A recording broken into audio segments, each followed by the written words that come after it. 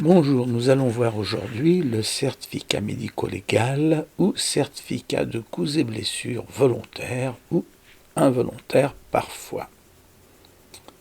Tout certificat est une zone à haut risque de mise en cause de la responsabilité médicale avec des poursuites pénales ou plus souvent disciplinaires devant le Conseil de l'ordre. C'est pourquoi il convient de rappeler certaines règles déontologiques simples. Le secret médical est fait pour protéger le patient, pas le médecin. Le certificat médical doit donc être contributif, mais sans exposer son rédacteur à des sanctions. Pour cela, le médecin ne doit pas délivrer des certificats tendancieux ou de complaisance. Délivrer un certificat sans examen effectif de la personne citée. Outrepasser son rôle pour satisfaire la demande du patient. Et bien entendu, porter des accusations qui ne soient pas dûment vérifiées. Enfin, il ne doit pas délivrer un certificat médical à une compagnie d'assurance, à un membre de la famille, un avocat ou même au juge aux affaires familiales. Mais alerter le procureur de la République ou le président du Conseil général en cas d'informations préoccupantes. Enfin, le médecin doit renoncer à signaler une éventuelle compatibilité entre ce qu'il observe et les allégations qu'il recueille. Selon le lieu de l'examen, le certificat médical s'établit selon des règles différentes. En général, après un dépôt de plainte, les victimes sont examinées dans un service ou une unité de médecine légale, UMJ, sur réquisition judiciaire. C'est indispensable pour les victimes d'agressions sexuelles. Dans les autres cas, le médecin doit délivrer un certificat de coups et blessures, mais aussi informer la personne sur l'importance de porter une plainte et les orienter vers une association d'aide aux victimes. Il serait de bonnes règles, mais rarement respectées, de prendre des mesures de protection pour les enfants exposés à des violences de couple. L'ITT qui conclut normalement tout certificat de coups et blessures volontaires ou involontaires est une notion pénale qui détermine la qualification des faits. Mais rappelons ici que les violences féminines sont une circonstance aggravante et qu'elles sont des délits quelle que soit la durée de l'ITT. L'ITT n'est pas définie dans le code pénal. Elle trouve sa source dans la jurisprudence médico-légale, parfois régionale. À minima, elle ne prend compte que la période durant laquelle une personne est réduite à l'incapacité totale, comme Lazare le ressuscité. Mais le plus souvent, elle correspond à la période durant laquelle la victime éprouve une gêne notable dans les actes de la vie civile.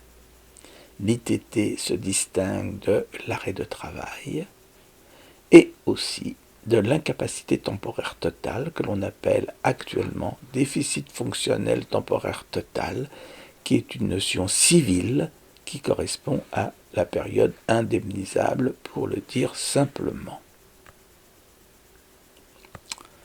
Vous avez sur cette diapositive les gestes de la vie courante qui doivent être analysés point par point sur le certificat médico-légal.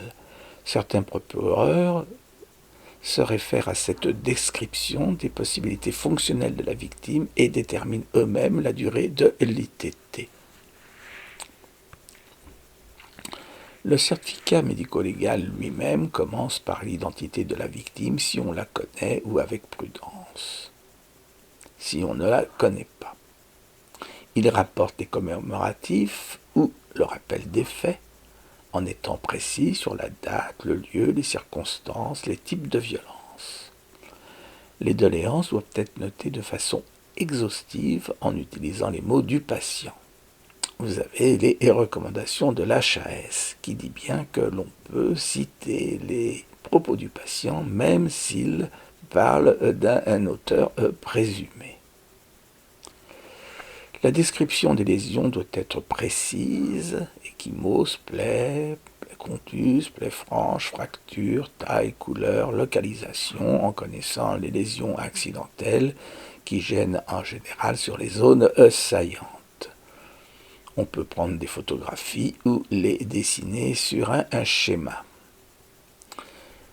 Il est de bonne règle de mentionner les éléments cliniques négatifs si cela est utile, comme par exemple hématome oculaire occlusif sans trouble de la vision, et faire des examens complémentaires pour préciser les choses. Il ne faut pas oublier de mentionner le retentissement psychologique. Tout bon certificat devrait noter les antécédents qui pourraient interférer avec les lésions et préciser la possibilité d'une éventuelle décompensation d'un état pathologique antérieur. Nous avons vu que la compatibilité ou l'incompatibilité était le domaine des services de médecine légale clinique sur réquisition judiciaire. L'ITT, nous l'avons vu, consiste en une description précise de possibilités fonctionnelles de la personne examinée.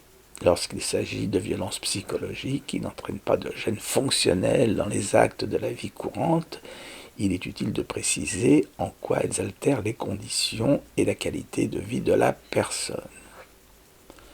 Le certificat se termine par une réserve sur d'éventuelles complications ultérieures. Il est remis en main propre à l'intéressé pour faire valoir et servir ce que de droit.